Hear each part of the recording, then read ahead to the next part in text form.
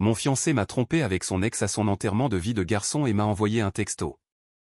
Je suis retourné avec elle parce qu'elle est mieux que toi. Je fixais l'écran de mon téléphone dans la salle de pause quand mon monde entier s'est effondré en un seul texto. Pas un appel, pas même la décence d'une voix pour m'expliquer ce qui se passait. Juste des mots sur un écran qui ont donné à mon café un goût de cendre dans ma bouche. Le message venait de Thibaut, mon fiancé depuis 2 ans, qui se trouvait à son enterrement de vie de garçon à l'autre bout de la France. Il faut que je te dise quelque chose et je ne peux pas le faire par téléphone, alors je vais juste te le dire. J'ai croisé Chloé hier soir au bar de l'hôtel. On a parlé pendant des heures et tout ce que je ressentais pour elle a refait surface. Nous avons passé la nuit ensemble et j'ai décidé de nous donner une vraie seconde chance. Je sais que le timing est terrible, mais je ne peux pas t'épouser alors que mon cœur est ailleurs. Je garde la bague, car je l'utiliserai probablement avec elle un jour. Je suis désolé. Je l'ai lu 3 fois, 4 fois, 5 fois, espérant à chaque fois que les mots se réorganiseraient d'eux-mêmes pour former quelque chose qui ait du sens, quelque chose qui ne ressemble pas à une bombe explosant dans ma poitrine. Les néons au-dessus de moi bourdonnaient avec une intensité qui m'a soudain paru assourdissante. Mes mains ne tremblaient pas. Je n'ai pas pleuré. Je n'ai pas crié ni jeté le téléphone à travers la pièce comme ils le font dans les films. Au lieu de cela, quelque chose de froid et de méthodique s'est mis en place dans mon cerveau, comme un disjoncteur qui saute pour protéger le système d'une surcharge. Mes mains étaient stables quand j'ai posé le téléphone, mais mon corps le savait avant même que mon cerveau ne l'assimile complètement. Mon rythme cardiaque a ralenti pour devenir quelque chose d'épais et de lourd. Ma bouche est devenue sèche. Les contours de la pièce ont semblé s'assombrir, comme si ma vision périphérique s'éteignait, concentrant toute mon attention sur cet écran, ces mots, ce moment singulier de ma vie qui volait en éclats. C'est ça, l'état de choc.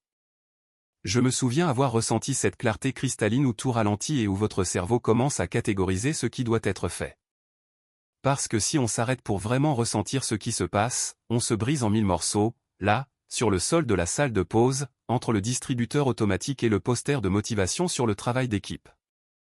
J'étais en train de manger un sandwich, dinde et emmental sur du pain complet avec un peu de moutarde, le même déjeuner que je mangeais tous les mardis. Le sandwich était posé sur la table devant moi, et je l'ai fixé comme s'il s'agissait d'un artefact d'une autre vie. La vie que je menais il y a 20 minutes. Quand je croyais savoir à quoi ressemblerait mon avenir. Quand je croyais être fiancé à quelqu'un qui m'aimait. Quand je croyais que dans 3 semaines, c'est le mariage signifiait quelque chose. J'ai répondu par un seul mot. Compris. Pas comment as-tu pu? Pas après tout ce qu'on a traversé? Pas s'il te plaît, ne fais pas ça. Juste un mot qui ne laissait absolument rien transparaître de l'ouragan qui se formait en moi. Puis, j'ai ouvert mon application bancaire et j'ai annulé le prélèvement automatique mensuel de 2 500 € destiné à la joaillerie Saint-Honoré. Ce paiement vidait mon compte depuis les 9 derniers mois. C'était censé être mon cadeau pour lui. Ma contribution à notre avenir. Ma façon de lui montrer que je m'investissais à 100% dans cette relation. 22 500 € que j'avais déjà payés. Envolé. Tout simplement disparu. 22 500 €. C'était un an de course. C'était une voiture d'occasion fiable.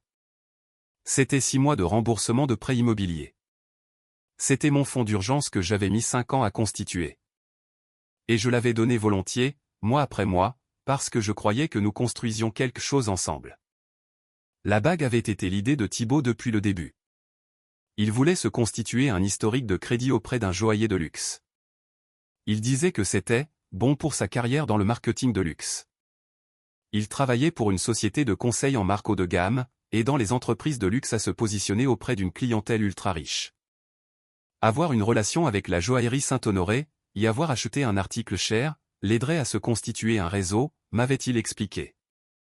La ligne de crédit serait à son nom. Mais est-ce que cela me dérangerait de couvrir les mensualités comme cadeau de fiançailles? Cela m'avait semblé romantique à l'époque, un secret entre nous.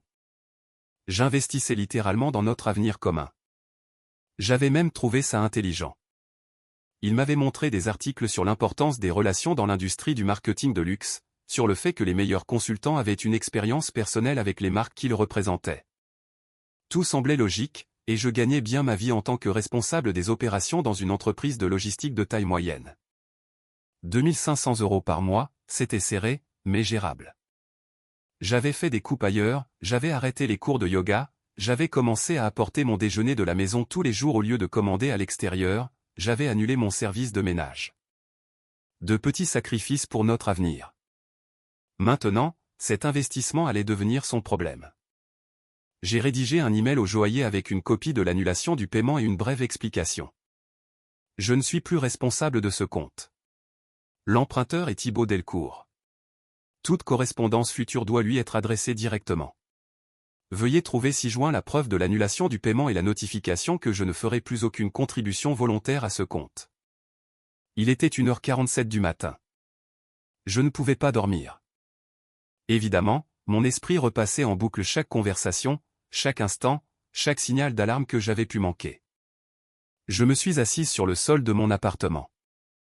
Mon appartement, que j'avais acheté un an avant même de le rencontrer, dont j'étais si fier de l'avoir acquis à 29 ans avec l'argent que j'avais économisé en faisant des semaines de 60 heures, et j'ai méthodiquement changé le code de ma serrure électronique. Puis, j'ai commencé à faire une liste de tout ce qui devait être annulé. Le lieu, 15 000 € d'acompte non remboursable, perdu. Nous avions réservé un domaine historique dans la vallée de Chevreuse un an plus tôt. J'étais tombée amoureuse de la façon dont la lumière de l'après-midi filtrait à travers les chênes. Le traiteur, 3 000 €, perdu. J'avais passé 4 heures lors de la dégustation à sélectionner soigneusement chaque plat. Le photographe, le fleuriste qui avait promis la décoration la plus romantique, le groupe de musique qui avait appris notre chanson. Encore 7 000 € éparpillés entre divers prestataires que j'avais mis des mois à choisir. Et puis, la robe. 3 200 € suspendus dans mon placard sous une housse de protection. De la dentelle ivoire avec un décolleté en cœur qui avait fait pleurer ma mère quand elle m'avait vu dedans. « Tu es si belle, ma chérie », m'avait-elle dit. Maintenant, je devais trouver quoi en faire. En faire don, la vendre. Y penser me donnait la nausée. Ces acomptes représentaient 2 années d'économie rigoureuse. 15 000 € pour le domaine aux chênes où je m'étais imaginé remonter l'allée. 3 000 € pour le traiteur, encore 7 000 € répartis entre le photographe réservé 18 mois à l'avance, le fleuriste aux promesses romantiques, le groupe qui connaissait notre chanson par cœur, et 3 200 € pour une robe dans mon placard que je ne porterai jamais. 25 000 € qui étaient censés servir d'apport pour un logement plus grand, et qui s'était volatilisé. Le prix à payer pour avoir fait confiance à quelqu'un d'assez lâche pour envoyer un texto de rupture à 1 h du matin pour ne pas avoir à m'entendre pleurer. À 3 h du matin, j'avais envoyé des emails à 17 prestataires différents. La plupart garderaient les acomptes. Certains ont envoyé des réponses automatiques immédiates confirmant mon annulation et me remerciant pour ma confiance. Cette dernière partie m'a fait l'effet d'une gifle. J'ai changé tous les mots de passe de mes services de streaming. Il utilisait mes comptes pour tout. Les films, la musique, même mon application de méditation premium que j'avais achetée spécifiquement pour gérer le stress du mariage. Chaque mot de passe partagé a été modifié. Tout ce qui était commun a été séparé. Je l'effaçais méthodiquement de ma vie pendant qu'il cuvait probablement ses retrouvailles avec Chloé, totalement inconscient que sa situation financière était sur le point d'imploser. Les cartons de faire-part de mariage étaient dans mon placard. Une impression typographique sur mesure, du papier cartonné crème avec des bords dorés, 35 faire-part à 40 € pièce. J'en étais si fier quand ils étaient arrivés. Je les ai tous fourrés dans un sac poubelle sans les regarder de trop près. Je me suis finalement effondré dans mon lit vers 4 h du matin. Mon réveil a sonné à 7 h. J'avais dormi peut-être 3 heures, et ces heures étaient remplies de rêves fragmentés où je n'arrêtais pas de chercher quelque chose que j'avais perdu, sans me souvenir de ce que c'était. Mon téléphone a commencé à sonner à 8 h 15. J'étais sous la douche, laissant l'eau chaude couler sur moi, essayant de faire comme si je lavais les 12 dernières heures. Comme si, en frottant assez fort, je pouvais effacer cette sensation d'avoir été jeté comme un déchet. Quand j'ai enfin consulté mes messages, il y avait 6 appels en absence et 3 messages vocaux. Le premier venait de Delphine, une amie proche de Thibaut depuis l'université. Sa voix était tendue, dissimulant mal son irritation. « Salut Céline, la carte de Thibaut a été refusée ce matin et il panique. As-tu oublié de faire le paiement pour la bijouterie? Il dit un truc comme quoi tu aurais annulé, mais ça n'a aucun sens, pourquoi ferais-tu ça? Tu peux me rappeler? » Il est vraiment contrarié, honnêtement, le timing est plutôt nul avec tout ce qu'il traverse en ce moment. Rappelle-moi pour qu'on règle ça. Tout ce qu'il traverse. Comme s'il était la victime. Comme si j'étais censé m'apitoyer sur son sort parce que sa carte de crédit avait été refusée après qu'il m'ait trompé. Je l'ai supprimé sans l'écouter jusqu'au bout. Le deuxième était de la mère de Thibaut, Véronique. Aucune salutation, aucune formule de politesse, elle est entrée dans le vif du sujet avec ce ton qu'elle prenait quand elle essayait de paraître raisonnable alors qu'elle était folle de rage. Céline, je ne sais pas ce qui se passe, mais tu dois régler cette situation de paiement pour la bague immédiatement. Thibaut m'a promis que tout était géré financièrement. C'est inacceptable. Cette bague représente un investissement important, et tu ne peux pas simplement arrêter de payer sous prétexte que tu es en colère. J'ai mieux élevé mon fils que ça, et je sais que tu vaux mieux que ça aussi. Rappelle-moi tout de suite qu'on règle ça comme des adultes. Comme des adultes. Elle voulait que je gère ça comme une adulte. Son fils de 31 ans m'avait envoyé un texto à 1h du matin pour m'informer qu'il me trompait et qu'il gardait une bague à 80 000 €, mais c'est moi qui devais me comporter en adulte. J'ai supprimé celui-là aussi, mes mains tremblant maintenant non plus de peur ou de tristesse, mais de pure rage. L'audace de ces gens, le culot monumental. Le troisième venait d'un numéro que je ne connaissais pas. J'ai failli l'ignorer, mais quelque chose m'a poussé à écouter. Bonjour, c'est Karine de la Joaillerie Saint-Honoré. Nous vous appelons car votre paiement pour le compte se terminant par 4791 a été refusé ce matin et nous avons également reçu votre email. Nous avons besoin de clarifier certains points concernant la responsabilité du compte. Veuillez nous rappeler dès que possible. J'ai sauvegardé celui-ci. J'allais devoir le transférer à mon avocat. Mon avocat? J'avais besoin d'un avocat maintenant. C'était ça ma vie à 32 ans. J'avais besoin d'un avocat parce que mon fiancé m'avait trompé et que j'avais arrêté de payer sa bague à 80 000 €. Je me suis habillé lentement, avec soin. J'ai mis mon blazer préféré, le bleu marine qui me faisait me sentir compétente et maîtresse de la situation. J'ai mis du maquillage pour cacher les cernes sous mes yeux, j'ai redressé le dos, et j'ai passé la porte comme si je ne m'effondrais pas à l'intérieur. Au travail, j'ai tenu jusqu'au déjeuner avant que mon téléphone ne sonne à nouveau. La mère de Thibaut. Je l'ai renvoyée sur la messagerie. Elle a rappelé immédiatement. Je l'ai encore renvoyée sur la messagerie. À la troisième tentative, j'ai répondu, ne serait-ce que pour arrêter cette sonnerie incessante qui faisait se retourner mes collègues vers mon bureau. Céline, qu'est-ce qui se passe? Sa voix était si perçante que j'ai dû éloigner le téléphone de mon oreille. Thibaut dit que tu as arrêté les paiements sans prévenir personne. Il n'a pas 2500 € qui traînent chaque mois. Et sa nouvelle copine ne les a certainement pas non plus. Tu avais fait une promesse. J'avais fait une promesse à mon fiancé, les jeux interrompus, la voix d'un calme effrayant, même si ma main libre se serrait en poing. Thibaut n'est plus mon fiancé. Il l'a dit très clairement hier quand il m'a informé par SMS qu'il reprenait une relation avec son ex-petite amie. Les paiements étaient un cadeau conditionné par nos fiançailles. Pas de fiançailles, pas de cadeau. Ce n'est pas comme ça que ça marche. Tu ne peux pas juste. Véronique, la ligne de crédit est au nom de Thibaut. Je faisais des paiements volontaires. Il n'y avait aucun contrat, aucune obligation légale. Je payais sa bague comme un cadeau parce que je croyais qu'on allait se marier. On ne se marie plus. Le cadeau est annulé. Mais il ne peut pas payer. Ce n'est plus mon problème. Ma voix devenait plus tranchante. Les gens me regardaient, c'était sûr. Je me suis levé et me suis dirigé vers la cage d'escalier pour avoir un peu d'intimité.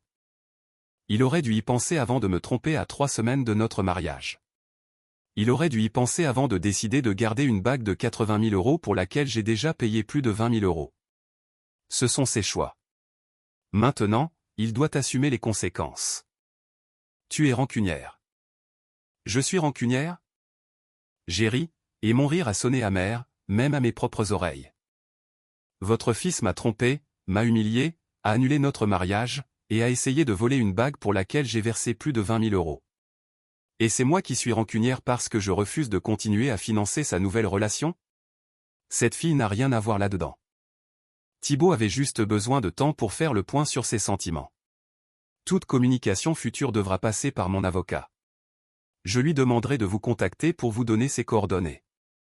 Ne t'avise pas de me raccrocher au nez, jeune fille. J'ai raccroché. Puis, j'ai bloqué son numéro, les mains tremblant si fort que j'ai failli faire tomber le téléphone. Je me suis assise sur les marches de l'escalier de secours et j'ai pressé mes paumes contre mes yeux, essayant de calmer ma respiration. Mes mains tremblaient, non de peur ou de tristesse, mais de rage. Une rage pure, incandescente. Thibaut avait eu l'audace de me tromper, de garder la bague, et ensuite de lâcher sa mère sur moi à propos des paiements. Ce soir-là, l'interphone de mon appartement a sonné. La voix du gardien semblait pleine d'excuses.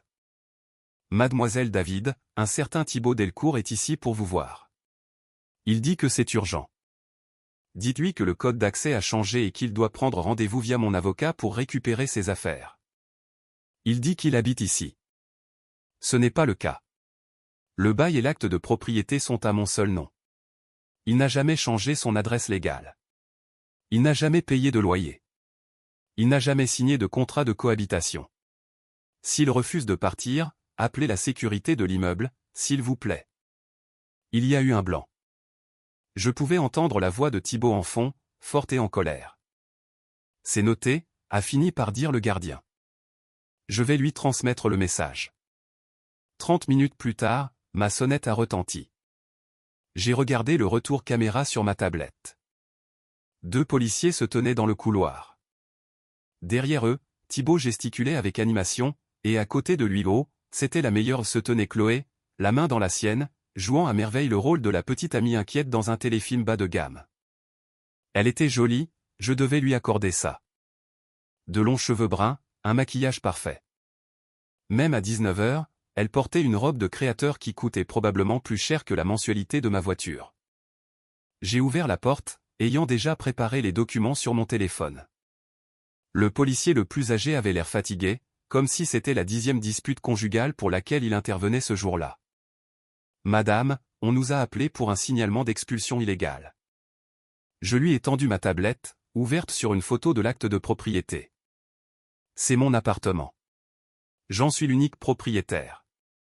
Voici l'acte de propriété datant d'il y a 3 ans, 2 ans avant même que je ne rencontre Thibaut.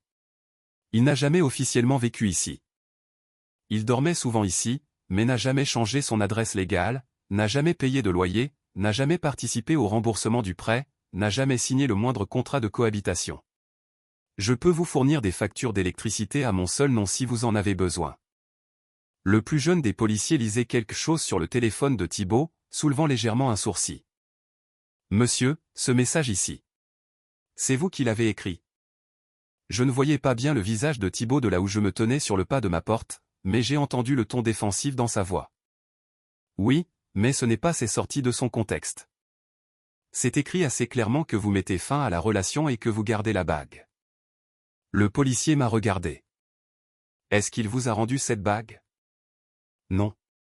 Il la porte en ce moment même. Les 3 officiers parce que oui, apparemment, la situation nécessitait 3 officiers ont regardé la main gauche de Thibaut. Effectivement, l'énorme bague de fiançailles en diamant scintillait sous les lumières du couloir. Car oui, il avait insisté pour avoir un modèle assez tape à accent grave-l'œil pour impressionner ses clients du marketing de luxe. Assez tape à accent grave-l'œil pour faire office de bague de fiançailles ou d'accessoires de mode marquant. C'est unisexe, avait-il dit. Très sophistiqué. Le policier le plus âgé a poussé un profond soupir.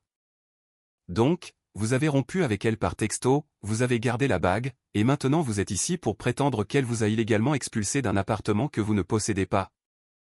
Elle prend la bague en otage. C'est 80 000 € financés.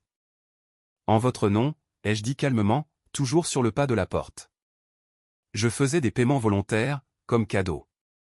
Les cadeaux s'arrêtent quand les relations prennent fin. La ligne de crédit a toujours été la vôtre. La dette a toujours été la vôtre. J'ai juste arrêté de la payer. Le visage de Chloé était devenu livide. Sa main a lâché celle de Thibaut. Attends. La bague est sur un plan de financement? Un plan à 80 000 €. Le jeune policier a confirmé, lisant toujours le téléphone de Thibaut.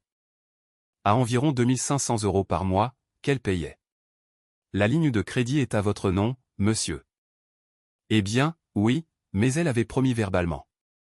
Le policier plus âgé a demandé, « Il n'y a donc aucun contrat ?» Le visage de Thibaut était écarlate. Elle a dit qu'elle s'en occuperait. Elle savait que je construisais une relation avec le joaillier pour ma carrière. Elle ne peut pas juste arrêter de payer parce qu'elle est en colère. En fait, si, elle peut, a répondu le vieux flic d'un ton las. À moins que vous n'ayez un contrat signé stipulant qu'elle est financièrement responsable de vos dettes. Ce qui, je suppose, n'est pas le cas. C'est une affaire civile, pas criminelle. Thibaut, tu m'avais dit que c'était payé. La voix de Chloé a craqué. Le vieux policier a levé la main. C'est une affaire civile, monsieur. Vous devez organiser la récupération de vos biens par les voies légales appropriées. Madame, vous êtes dans votre droit de changer vos serrures. Nous avons terminé ici. Alors qu'il se retournait pour partir, j'ai entendu la voix de Chloé s'élever dans le couloir. 80 000 € à ton nom. C'est une putain de blague, là. J'ai fermé la porte, j'ai marché jusqu'à mon canapé et je me suis assise. Puis, j'ai ri. Ce n'était pas un rire joyeux. C'était le genre de rire qui survient quand vous réalisez que votre vie s'est transformée en un cauchemar tellement absurde que rire est la seule réaction qui a du sens. Le lendemain matin, je me suis réveillé avec 17 SMS de personnes que je connaissais à peine. Me demandant toutes si j'allais bien ou me disant qu'elles avaient vu les publications. Je n'avais aucune idée de ce dont ils parlaient jusqu'à ce que ma collègue, Camille, me prenne à part pendant notre réunion matinale. « Tu as regardé les réseaux sociaux aujourd'hui ?» m'a-t-elle demandé doucement. « Non. »« Pourquoi ?» Elle m'a montré son téléphone. Chloé avait publié un long texte larmoyant expliquant comment elle et Thibaut avaient ravivé l'amour de leur vie, mais que son ex-fiancée rancunière essayait de détruire leur bonheur par jalousie. La publication me dépeignait comme quelqu'un qui avait manipulé Thibaut pour le pousser à s'endetter, puis l'avait abandonné financièrement lorsqu'il avait enfin trouvé le courage de suivre son cœur. Le post avait été partagé 43 fois. Plusieurs personnes que je connaissais avaient commenté, prenant la défense de Chloé et me traitant de monstre cruel. Des gens qui ne m'avaient jamais demandé ce qui s'était réellement passé. Il y a pire, a dit Camille avec douceur. Elle a fait défiler l'écran vers une autre publication. Celle-ci affirmait que je retenais une bague hors de prix qui appartenait légitimement à Thibaut, et que j'utilisais des menaces légales pour les harceler. J'avais le visage en feu. C'est dingue, je sais, mais David de l'équipe marketing l'a partagé. 2 personnes de la compta aussi. Et ta manager l'a vu avant que je puisse te prévenir. Mon estomac s'est noué. Sandrine a vu ça? Elle veut te parler à 14 heures. La réunion avec Sandrine a été atroce. Elle était assise en face de moi, les mains croisées sur son bureau, l'expression soigneusement neutre, avec cette attitude typique des managers qui s'apprêtent à annoncer une nouvelle qu'ils savent que vous ne voudrez pas entendre. Son bureau était impeccablement organisé, chaque chose à sa place, un contraste frappant avec le chaos qui consumait ma vie en ce moment. Je veux être clair, ta vie personnelle ne regarde que toi, a-t-elle commencé d'une voix mesurée. Cependant, quand cela commence à apparaître sur des forums publics où les clients et les collègues peuvent le voir, cela devient une préoccupation professionnelle. 3 personnes ont contacté les RH pour poser des questions. L'un de nos clients a vu ces publications et a demandé si l'entreprise était au courant de ce qui se passait avec l'une de nos responsables des opérations. Mon estomac s'est tordu. Un client? La situation fait parler, et dans notre secteur, la réputation compte.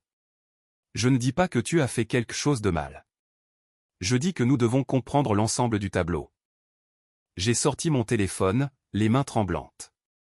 Voici ce qui s'est réellement passé.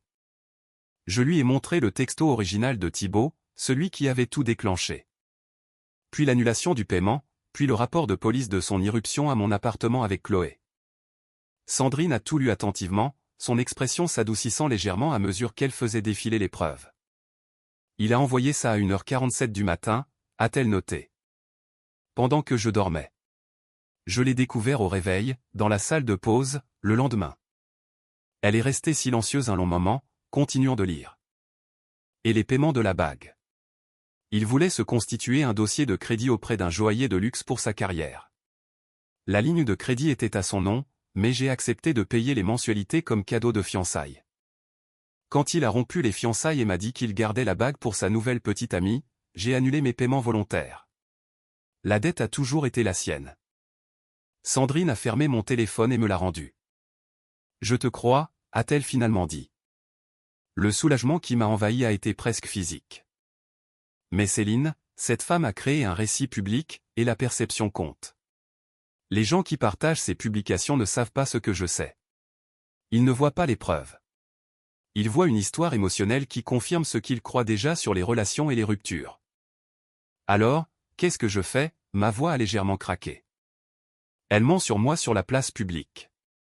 Des gens avec qui je travaille la croient. Comment je répare ça?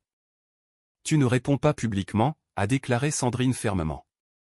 C'est mon conseil, bien que, in fine, la décision t'appartienne. Répondre publiquement pourrait aggraver les choses. Ça devient un il a dit, elle a dit, et soudain, vous vous disputez tous dans les commentaires des réseaux sociaux. Documente tout, travaille avec ton avocat, et laisse la vérité éclater par les voies appropriées. Mais sois consciente que le mal est en partie fait, et qu'il faudra peut-être du temps pour réparer les dégâts. J'ai hoché la tête, complètement engourdi. Est-ce que mon poste est en danger? Non, a-t-elle répondu, la voix adoucie. Tu es doué dans ce que tu fais. Tes performances au travail sont excellentes. Mais je veux que tu saches que cela affecte la façon dont certaines personnes te perçoivent professionnellement. Et nous devons gérer cela avec prudence. Fais profil bas, continue à faire du bon travail, et laisse ton avocat s'occuper de l'aspect juridique. Tu peux faire ça? Oui. Bien. Et Céline? Je suis désolé que ça t'arrive. Pour ce que ça vaut, je trouve que tu gères ça avec beaucoup plus de dignité que la plupart des gens. En quittant son bureau, je suis allé directement aux toilettes et j'ai fixé mon reflet dans le miroir au-dessus des lavabos. La femme qui me regardait avait des cernes sombres sous les yeux malgré les 3 couches d'anti-cernes que j'avais appliquées le matin même. Sa mâchoire était crispée, ses épaules voûtées. Elle ressemblait à quelqu'un qui tenait à peine le coup. Parce que c'était exactement le cas. Je me suis enfermé dans une cabine et je me suis enfin autorisé à pleurer. Pas pour Thibaut. J'avais fini de le pleurer, lui. J'ai pleuré pour la version de mon avenir qui était morte avec ce SMS. Pour la maison que j'avais imaginé qu'on construirait, avec un jardin pour les enfants et une cuisine où l'on préparerait le repas ensemble le dimanche matin. Pour la confiance que j'avais donnée si librement, croyant que quand quelqu'un vous disait qu'il vous aimait, cela signifiait quelque chose. Pour les 25 000 € d'acompte qui représentaient 2 ans de déjeuner sur le pouce, de cours de yoga annulés et de voyages entre filles refusés parce que j'économisais pour notre avenir. J'ai pleuré parce que le fait de n'avoir rien fait de mal, d'être la victime de la cruauté de quelqu'un d'autre, signifiait quand même que c'était moi qui étais assise dans les toilettes du boulot, essayant d'étouffer mes sanglots pour que mes collègues ne m'entendent pas. Le soir, en rentrant, j'ai appelé ma grande sœur. Juliette avait traversé un divorce brutal 5 ans plus tôt. Si quelqu'un pouvait comprendre, c'était elle. Il prétend quoi? La voix de Juliette était cinglante. Que je l'ai induit en erreur de manière frauduleuse pour qu'il ouvre la ligne de crédit. Son avocat a envoyé une mise en demeure. Ils disent que j'ai promis verbalement de payer toutes les traites indéfiniment, et qu'ils ont un témoin. Qui est le témoin? Un de ses potes? Quelqu'un prêt à mentir? Juliette est restée silencieuse un instant. Tu as les messages d'origine? Tout? Le texto de rupture, l'organisation du paiement, tout? Oui. Tout? Bien. Ton avocate doit répondre avec tous ces documents. Écoute, Céline, ça va empirer avant de s'améliorer. Es-tu prête pour ça? Je ne l'étais pas. Pas vraiment. Mais j'ai dit oui quand même, parce que quel autre choix avais-je? La réponse juridique préparée par mon avocate était implacable. Elle incluait des captures d'écran du message de rupture de Thibaut, montrant clairement qu'il mettait fin à la relation et gardait la bague. Elle incluait le rapport de police de l'incident à l'appartement. Elle incluait des relevés bancaires prouvant que j'avais entièrement meublé l'appartement avant même que Thibaut n'y emménage. Elle incluait des documents attestant que Thibaut, en tant que professionnel du marketing de luxe, avait volontairement ouvert la ligne de crédit pour développer ses relations avec des joailliers haut de gamme. L'allégation selon laquelle votre client a été piégé pour accepter cet arrangement est absurde, a écrit mon avocate. C'est un professionnel adulte qui a pris la décision consciente de financer un article de luxe à son propre nom. Le fait que son ex-fiancé ait choisi de contribuer à ses paiements à titre de cadeau ne crée aucune obligation légale pour elle de continuer après qu'il a mis fin à leur relation. Mais la logique juridique ne vous empêche pas de rester éveillé à 3 heures du matin en vous demandant si vous ne devriez pas juste payer l'argent pour que tout s'arrête.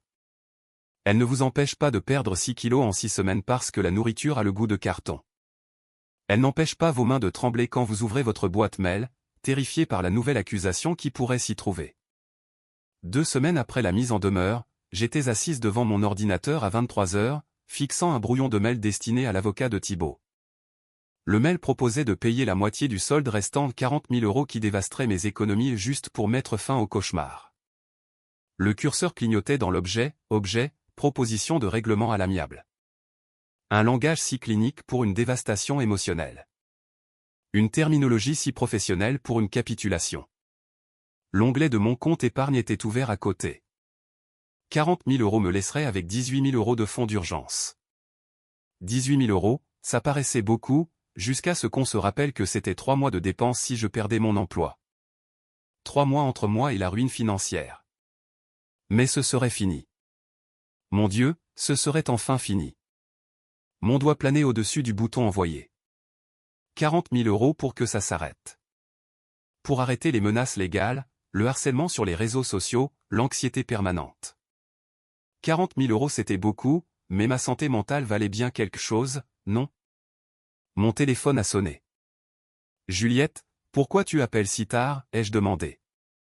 Parce que je sens quand tu es sur le point de faire une connerie.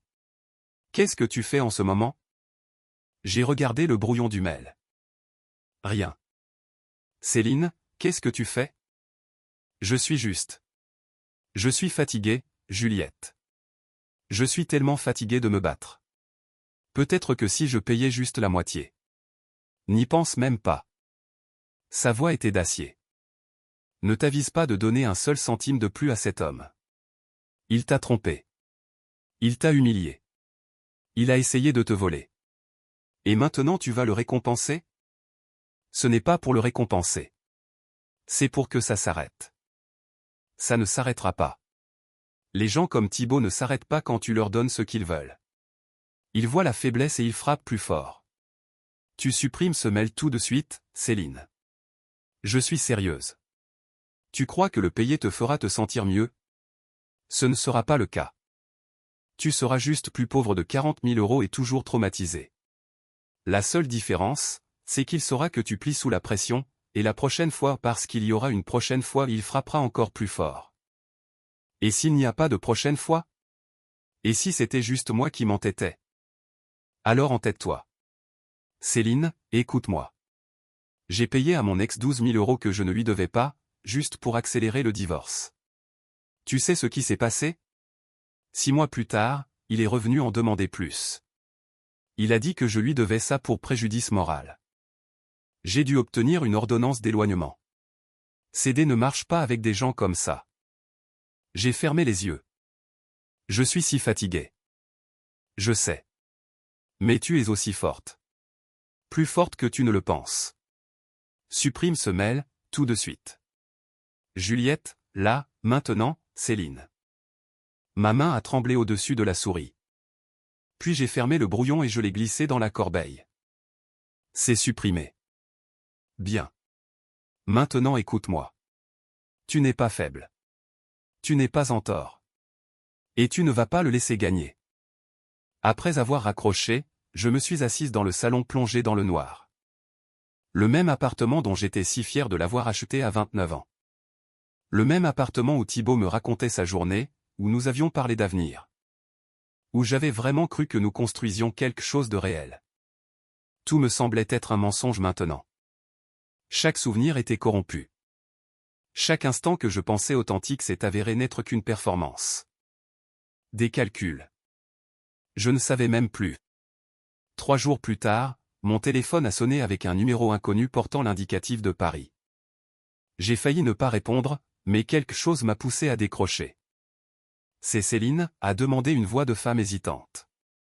Qui est à l'appareil? Je m'appelle. Eh bien, je préfère ne pas le dire. Mais je travaillais avec Chloé. Elle m'a fait virer il y a 6 mois, et j'ai suivi cette histoire en ligne. Je pense que vous devez connaître la vérité. Mon pouce est accéléré. Quelle vérité? Chloé n'est pas une femme innocente qui a renoué par hasard avec son ex. Elle préparait ça depuis des mois. Elle savait pour la bague, savait combien elle coûtait, savait que Thibault la payait. Je l'ai entendue en parler avant d'être renvoyée. Elle a dit, et je cite, « Cette bague est magnifique et hors de prix, et une fois que je l'aurai récupérée, on réglera la question du paiement ensemble. » Elle ne l'a pas croisée par hasard au bar de cet hôtel. Elle a découvert où se déroulait son enterrement de vie de garçon et s'y est rendue intentionnellement. La tête me tournait. Comment savez-vous tout ça? Parce qu'elle s'en est vantée auprès de moi. Elle m'a montré ses réseaux sociaux, des photos de la bague, m'a parlé de ses regrets de l'avoir laissé partir. Quand je l'ai confrontée sur le fait de courir après un homme fiancé, elle m'a fait virer pour création d'un environnement de travail hostile. J'ai des captures d'écran de certaines de nos conversations si vous les voulez. Moi, je ne peux pas les utiliser, j'ai signé une clause de confidentialité quand ils m'ont payé pour partir. Mais vous n'êtes pas lié par ma clause. Pourquoi me dites-vous ça, ai-je demandé prudemment. Parce que ce qu'elle vous a fait, elle me l'a fait à moi aussi. Une méthode différente, la même cruauté. Elle a ruiné ma carrière, ma réputation. Je ne peux pas la toucher légalement, mais vous, si. Et honnêtement, après l'avoir vu jouer les victimes sur Internet alors que je connais la vérité, je ne pouvais plus garder le silence. Ma psy dit que je dois arrêter d'être obsédé par la vengeance, mais ce n'est pas de la vengeance. C'est la justice. Sa voix s'est légèrement brisée. Vous ne méritiez pas ce qu'elle a fait. Personne ne le mérite. Les captures d'écran sont datées. Elles sont authentiques. Et elles prouvent qu'elle a tout planifié. C'est tout ce que je peux vous donner. Merci, ai-je réussi à dire. Vraiment. Faites-en bon usage, a-t-elle dit avant de raccrocher. Envoyez-les-moi, s'il vous plaît. Les captures d'écran sont arrivées dans l'heure, et je me suis assise sur mon canapé, les fixant avec une sensation de nausée qui se répandait dans mon estomac comme du poison. Des conversations entre Chloé et quelqu'un nommé E. À propos de Thibault, de la bague, de leur plan. J'ai dû lire chaque capture 3 fois avant que les mots ne fassent vraiment sens. Mon cerveau essayait de rejeter l'information comme un système immunitaire combat une infection. Ça ne pouvait pas être réel. Les gens ne font pas ce genre de choses en vrai. Mais les dates étaient là. Les détails étaient là. La cruauté désinvolte était là, figée dans des bulles de messages bleus. La première capture datait de 4 mois avant l'enterrement de vie de garçon de Thibault. Chloé, j'ai vu des photos postées d'un événement pro. Il porte la bague. Mon Dieu, elle est sublime. Meuf, laisse tomber. Il est fiancé. Chloé, ouais, enfin elle est chiante à mourir. Responsable marketing ou un truc du genre. Basique. Il lui faut quelqu'un qui comprenne le lifestyle. T'es folle. Chloé, je suis déterminé. Cette bague vaut genre 80K. Et il l'a prise à crédit pour construire des relations avec des joailliers. Intelligent. Il a toujours été doué pour ça. J'avais envie de vomir. Elle savait. Elle connaissait le prix, la ligne de crédit, elle savait tout. Ce n'était pas juste l'observer de loin. C'était de la reconnaissance. C'était une stratégie. La capture suivante datait d'il y a 3 mois. Chloé, son enterrement de vie de garçon est à l'hôtel Le Grand Rivage en juillet. Je l'ai su par la copine de son pote. Pourquoi tu sais où se passe son enterrement de vie de garçon? Chloé, recherche. Je dis juste que si je me retrouve par hasard au bar de l'hôtel ce soir-là. C'est un comportement de harceleuse. Chloé, ce n'est pas du harcèlement, c'est le destin. On est fait pour être ensemble. Ces fiançailles, c'est juste un détour. Mes mains tremblaient si fort que j'ai failli faire tomber mon téléphone. Ce n'était pas un accident. Ce n'était pas une rencontre fortuite dans un bar d'hôtel. Ce n'était pas Thibault qui tombait sur une ex et réalisait que ses vieux sentiments étaient toujours là. C'était calculé, prémédité, orchestré comme une opération militaire. Une autre capture, 2 semaines avant le VG. Chloé, j'ai réservé une chambre au Grand Rivage. Même week-end que le VG de tes coïncidences? Je ne crois pas. Tu vas débarquer à son enterrement de vie de garçon. Chloé, je vais débarquer au bar de l'hôtel. Ce qui se passera ensuite, c'est le destin. Le destin, c'est ça. Et sa fiancée? Chloé, elle s'en remettra. Et franchement, il mérite mieux qu'une fille qui lui paie sa bague comme si c'était une œuvre de charité. Cette dernière phrase. Cette foutue phrase. Comme si ma générosité était quelque chose dont il fallait se moquer. Comme si l'amour et le soutien étaient des faiblesses à exploiter. Comme si le fait que je l'aidais à bâtir sa carrière était pathétique plutôt que d'être ce que des partenaires font l'un pour l'autre. Il y avait même une capture de son historique de recherche montrant que Chloé s'était renseignée sur l'hôtel où le VG était réservé. Une autre la montrait en train de faire des recherches sur moi sur les réseaux, épluchant mes posts, étudiant mes photos comme si j'étais une cible à éliminer. Une autre montrait qu'elle avait cherché le coût des bagues de fiançailles à la joaillerie Saint-Honoré, calculant exactement ce qu'elle convoitait. Elle m'avait étudié, elle l'avait étudié, elle avait analysé la situation, et ensuite, elle avait exécuté un plan pour tout détruire. Ce n'était pas de la passion. Ce n'était pas de l'amour. C'était une OPA hostile. Elle avait exécuté un plan pour tout détruire. Et Thibaut. Soit il savait et avait joué le jeu, soit il était trop stupide et centré sur lui-même pour voir qu'il était manipulé. Je ne savais pas laquelle des deux options était la pire. Je ne savais pas laquelle me faisait le plus mal. Je fixais l'écran de mon téléphone, écœuré. La pièce a semblé tanguer autour de moi. Les meubles devenaient flous. Ce n'était pas juste une trahison. C'était orchestré, calculé, méthodique. Chaque mot que Thibaut avait prononcé sur leur rencontre fortuite était un scénario. Chaque larme qu'il avait versée sur le fait de suivre son cœur était du théâtre. Et j'avais été la pigeonne qui avait payé son billet pour assister à sa propre humiliation. Mon appartement a chaviré. Les murs semblaient respirer. Le plafond s'écrasait sur moi. J'ai couru aux toilettes et j'ai vomi. Mon corps rejetait physiquement la vérité de ce qui m'était arrivé. Je me suis agenouillé sur le carrelage froid. Le front pressé contre la cuvette des toilettes, j'ai eu des hauts-le-cœur jusqu'à ce qu'il ne reste plus rien. Jusqu'à ce que mon estomac se crispe, que ma gorge brûle et que les larmes coulent sur mon visage, se mélangeant à la salive et à la bile. C'était ça, le goût de la trahison. C'était l'effet que ça faisait quand quelqu'un en qui on avait confiance se révélait être un parfait inconnu. Je ne sais pas combien de temps je suis resté assise par terre dans les toilettes. Le temps semblait étrange, élastique. Mon téléphone n'arrêtait pas de sonner. Le nom de Juliette clignotait sur l'écran encore et encore. Je l'ignorais depuis plus d'une heure. 6 appels, puis 8, puis 10. Comme je ne répondais toujours pas, elle a dû comprendre que quelque chose n'allait pas.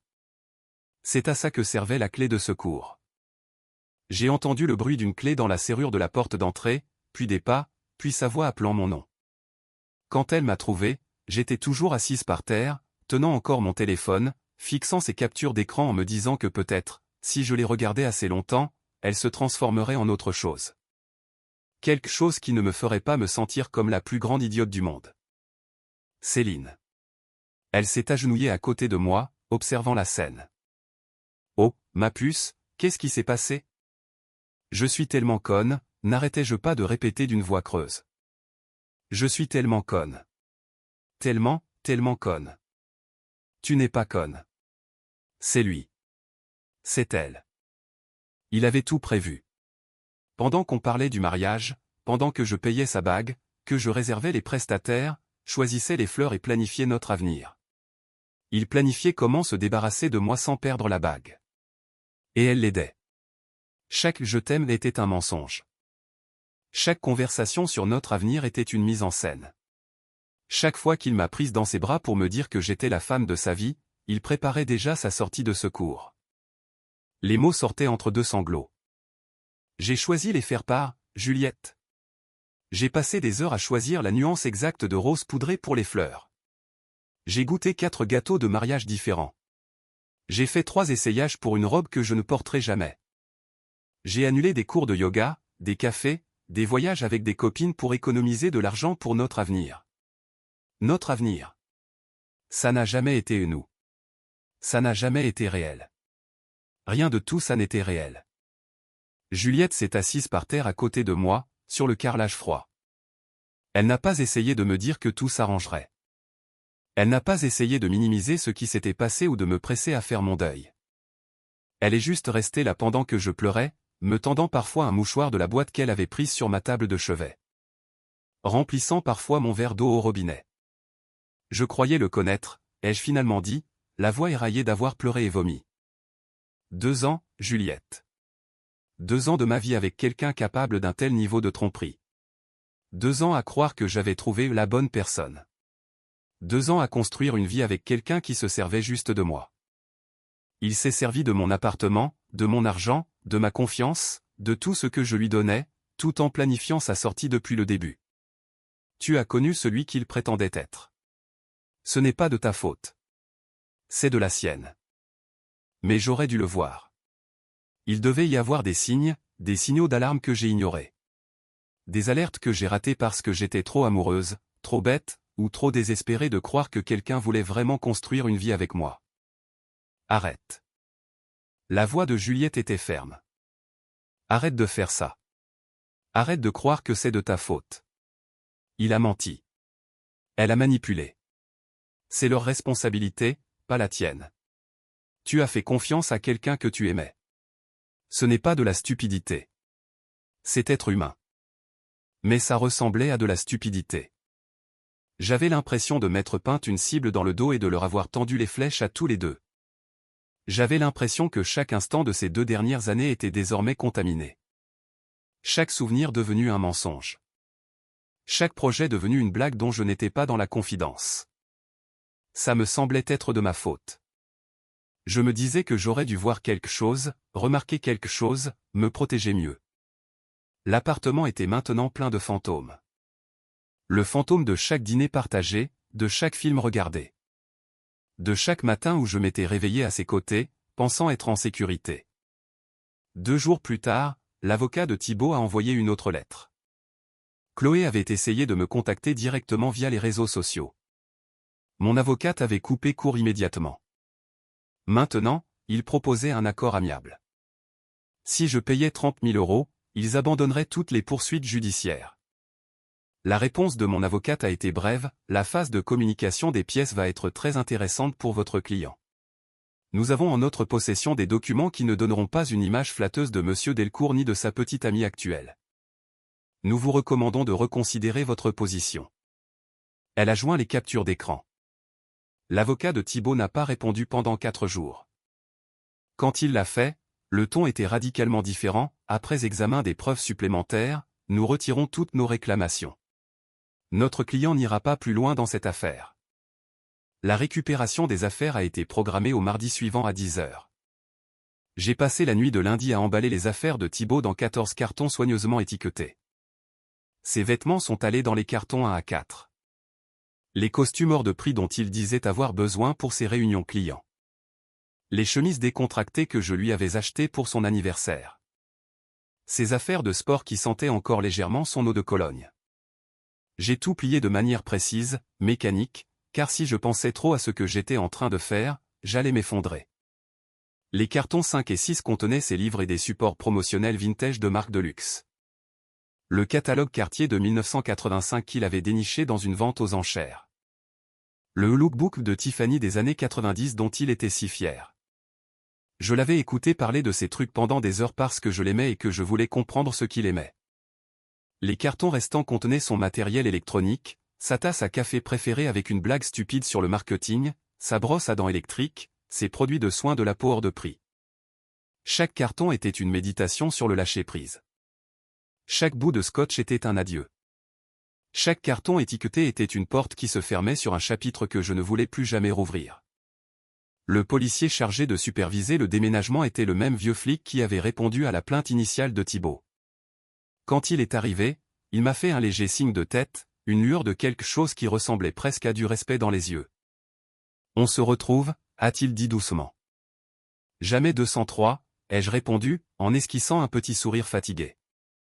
Derrière lui est arrivée mon avocate, à l'air très professionnel dans son tailleur malgré le fait que ce soit un samedi. Puis Thibaut et sa mère. Thibaut avait une mine épouvantable.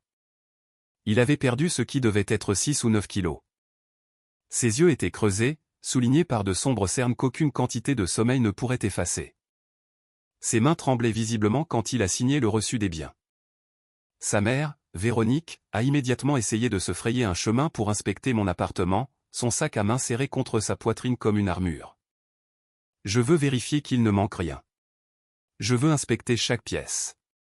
Ce sont les affaires de mon fils. Je suis désolé, madame, mais tous les objets figurant sur la liste convenue se trouvent dans ces cartons étiquetés, a dit mon avocate, bloquant physiquement l'entrée avec une fermeté surprenante pour quelqu'un qui mesurait à peine un m60. Il n'y a aucune raison d'entrer dans les lieux. Nous avons suivi l'inventaire fourni par Monsieur Delcourt lui-même. Tout ce qui est listé est présent. Je ne lui fais pas confiance. La voix de Véronique s'est élevée. Elle est rancunière et manipulatrice. Qui sait ce qu'elle a gardé ou abîmé par pure méchanceté? La liste a été préparée sur la base de l'inventaire de Monsieur Delcourt, signé et certifié conforme. Mon avocate a sorti un dossier, d'un calme exaspérant. Tout ce qui est listé est ici.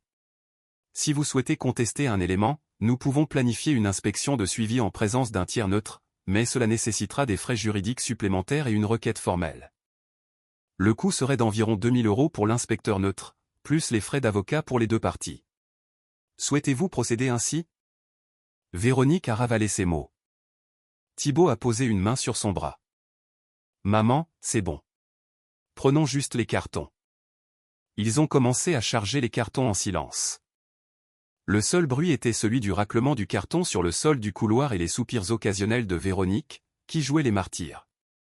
Pendant qu'ils travaillaient, je me tenais sur le pas de ma porte avec mon avocate, observant ce démantèlement final de ce que je croyais être mon avenir.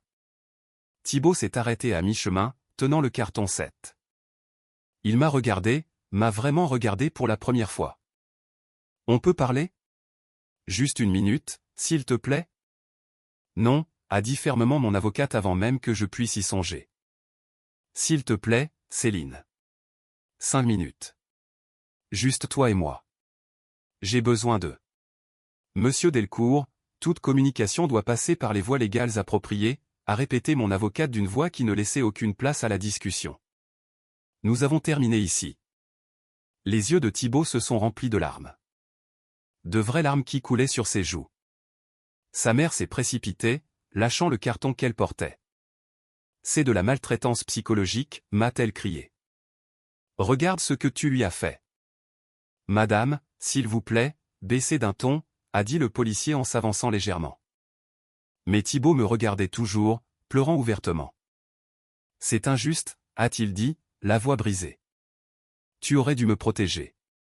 C'est ce que font les gens qui s'aiment.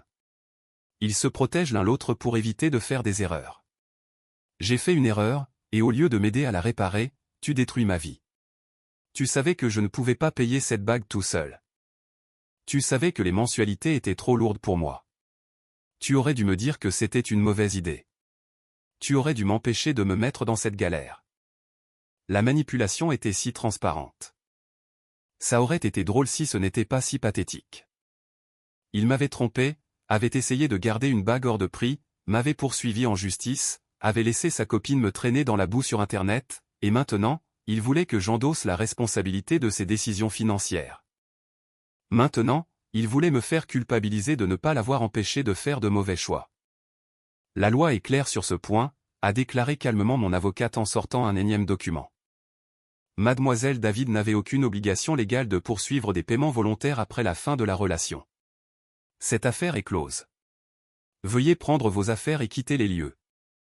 La mère de Thibault a passé son bras autour de lui comme s'il était un enfant blessé, lui caressant les cheveux tout en me fusillant du regard. Nous porterons plainte pour préjudice moral.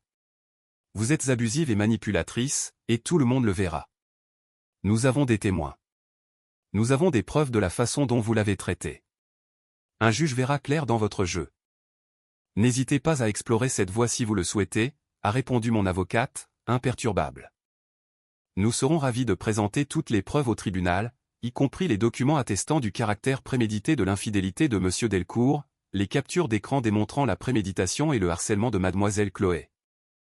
La campagne de diffamation sur les réseaux sociaux, ainsi que les plaintes abusives qui ont déjà été retirées. Je suis très confiante sur la façon dont cela se terminerait devant un juge. De plus, nous porterions plainte en retour pour procédure abusive et demanderions le remboursement de nos frais d'avocat. Alors, je vous en prie, allez-y si vous le souhaitez. Le visage de Véronique est devenu livide. Les yeux de Thibaut se sont légèrement écarquillés. Aucun d'eux ne s'attendait à ce que nous ayons autant de munitions. Ils pensaient être les seuls à avoir des preuves, les seuls à avoir une histoire à raconter.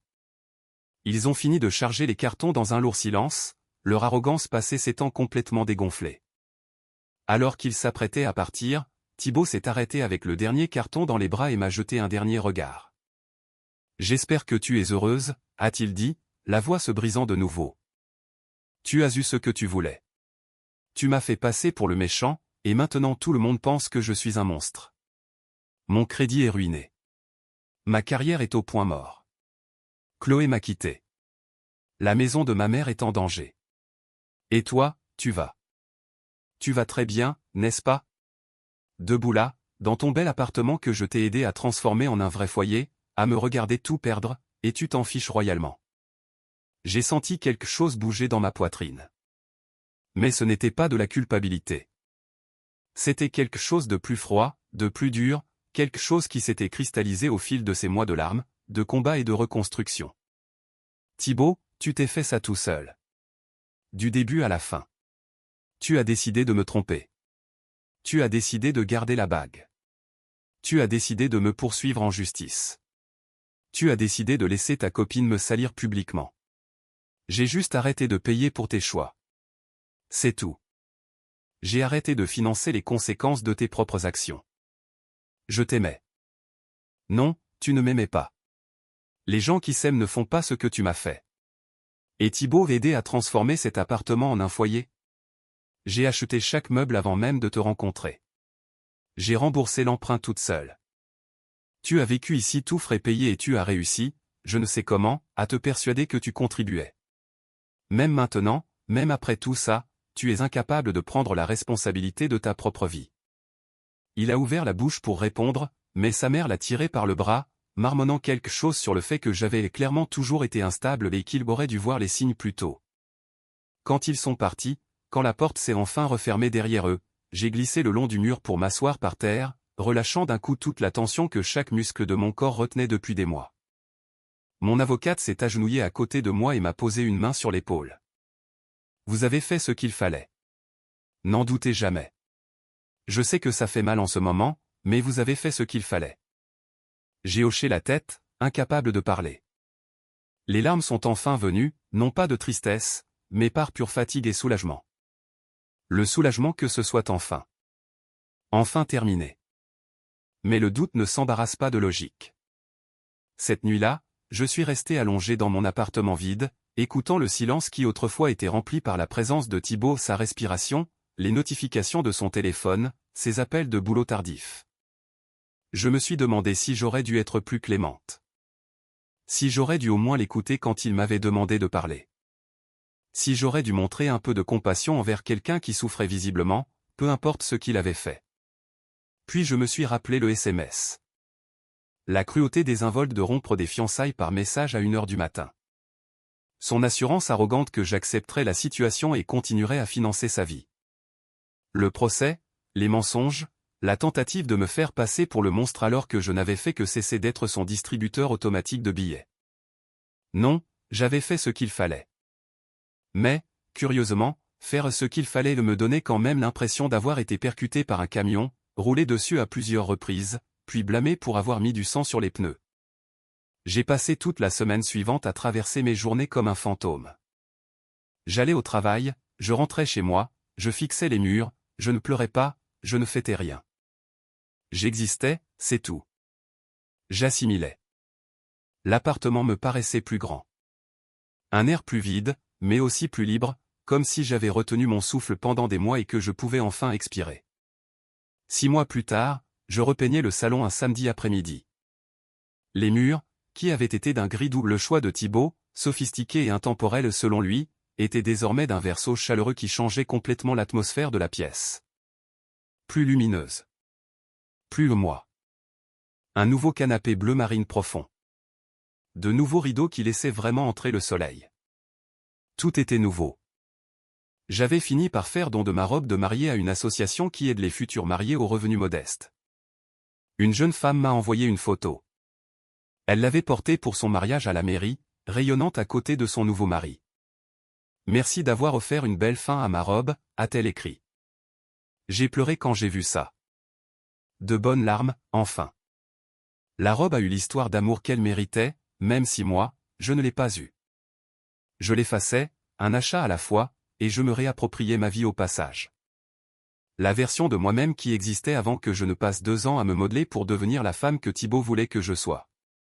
Au travail, l'ambiance s'était considérablement améliorée après que les anciennes collègues de Chloé avaient exposé son stratagème publiquement, courir après des hommes en couple, créer des drames, jouer la victime. 3 femmes différentes avaient partagé leurs propres expériences avec des captures d'écran. Les publications qui m'avaient autrefois condamné se sont remplies d'excuses. Même Camille, qui m'avait d'abord montré ses posts, a arrêté d'en parler. Le travail redevenait juste le travail. J'avais obtenu une promotion 3 mois après que tout se soit calmé. Pas à cause du drame, Sandrine avait été très claire là-dessus, mais malgré lui. Responsable senior des opérations, gérant 3 gros comptes et dirigeant une équipe de 6 personnes. L'augmentation de salaire aidait à compenser les 25 000 € que j'avais perdus, bien que cet argent se soit envolé à tout jamais. C'était la leçon à retenir pour avoir fait confiance à la mauvaise personne. Quand Sandrine m'avait offert la promotion, elle avait fermé la porte de son bureau et s'était assise en face de moi, et non derrière son bureau. « Je veux que tu saches que ça n'a rien à voir avec de la pitié », avait-elle dit. « Tu as mérité ce poste. Tes performances pendant l'une des pires périodes de ta vie ont été exceptionnelles. La plupart des gens se seraient effondrés. Toi, tu en es ressortie plus forte. » Je m'étais effondré, ai-je avoué. Juste pas au travail. Ça, c'est ce qu'on appelle le professionnalisme. Ça s'appelle la résilience. Elle a souri. Prends le week-end pour réfléchir à la proposition. Mais Céline, tu mérites de belles choses. Ne l'oublie pas. J'avais pleuré dans ma voiture pendant 20 minutes ce jour-là. Thibaut s'était déclaré en faillite personnelle à 30 ans. Le joaillier avait saisi la bague et l'avait vendue aux enchères. La bague de 80 000 € était partie pour 32 000 €. Son score de crédit était en ruine. Il était retourné vivre chez sa mère parce qu'il ne pouvait plus obtenir de bail pour un appartement. Chloé l'avait quitté moins de 3 semaines après avoir découvert l'étendue de sa situation financière. Elle avait posté un message vague sur le fait de réaliser qu'il voulait des choses différentes et avait commencé à sortir avec un entrepreneur rencontré lors d'un événement de networking. Sa mère, Véronique, avait réellement dû prendre une deuxième hypothèque sur sa maison, 50 000 € à un taux d'intérêt exorbitant. Le joaillier avait exigé le paiement intégral du solde débiteur, plus les intérêts et les frais de justice. Véronique cumulait désormais 2 emplois pour essayer de payer ses 2 prêts. Une part de moi se sentait coupable pour cela. Pas assez coupable pour l'aider, elle avait été odieuse avec moi, mais ce genre de vague culpabilité que l'on ressent quand on sait que quelqu'un souffre, même si c'est lui qui se l'est infligé. Thibaut vivait dans la cave de sa mère et travaillait comme vendeur dans un magasin d'électronique. Sa carrière dans le marketing de luxe était terminée. Quand votre réputation financière s'effondre dans une industrie bâtie sur l'image et les relations, il n'y a pas de retour en arrière. Delphine et ses autres amis de la fac s'étaient discrètement désabonnés de tous mes réseaux. Ça m'était égal. Je ne me réjouissais d'aucune de ces choses. Mais je ne me sentais pas mal non plus. Je ne ressentais rien. Et c'était peut-être la chose la plus saine qui soit. J'étais dans mon café habituel un jeudi, travaillant sur une proposition logistique, quand je l'ai vu. Thibaut était assis dans un coin avec un vieil ordinateur portable, portant le polo de son magasin d'électronique. Il avait l'air plus vieux, plus maigre, d'une fatigue qui allait au-delà du manque de sommeil. Il ressemblait à quelqu'un que la vie avait broyé. Il m'a vu aussi. Une lueur de reconnaissance a traversé son visage, suivie immédiatement par la honte. Il a rougi jusqu'aux oreilles, a rapidement détourné le regard et s'est recroquevillé sur son ordinateur. J'ai pensé à aller le voir. À dire quelque chose. À lui demander s'il avait appris quoi que ce soit de l'implosion de sa vie. À lui offrir une forme de conclusion. Mais je ne l'ai pas fait. J'ai pris mon café et je me suis installé sur la banquette côté fenêtre, à l'opposé. Je me suis assise et j'ai regardé la rue. Les gens se pressaient, avec leurs propres problèmes, leur propre combat. Une femme avec une poussette, 2 adolescentes qui riaient, un couple de personnes âgées se tenant par la main. La vie qui continue. Le monde qui tourne. Je l'observais à travers le reflet de la vitre. Il a levé les yeux 1 fois, 2 fois, comme s'il voulait dire quelque chose mais ne trouvait pas le courage de le faire. C'était bien. Qu'il reste avec ce sentiment. Qu'il comprenne ce que ça fait de vouloir tourner la page et de ne pas y arriver. 6 mois plus tôt, j'aurais voulu qu'il souffre. J'aurais voulu aller le voir pour énumérer toutes les manières dont il m'avait détruite, pour lui faire ressentir le poids de ce qu'il m'avait fait. Mais maintenant, je voulais juste boire mon café, terminer ma proposition et profiter de mon après-midi. Le fait que je puisse m'asseoir à une dizaine de mètres de lui et ne ressentir qu'une vague irritation face à cette coïncidence. C'était ça, ma victoire. Pas le genre de victoire dramatique qui fait une belle histoire, juste la victoire discrète et banale de l'indifférence. Pour la première fois depuis 6 mois, ma poitrine n'était pas serrée. Mes mains ne tremblaient pas. L'anxiété familière ne montait pas dans ma gorge. Je me sentais juste. Bien. Pas euphorique, pas vengé. Juste bien. Juste là, à boire mon café, sans penser à ce qui s'était passé ou à ce que j'avais perdu. Et honnêtement, après tout ça, se sentir bien était une sensation sacrément agréable. Mon téléphone a vibré. Un message de Juliette, dîner demain, chez moi. Je prépare les pâtes que tu aimes. J'ai souri et j'ai répondu, j'amènerai le vin. Dehors, la ville allait de l'avant. À l'intérieur, moi aussi.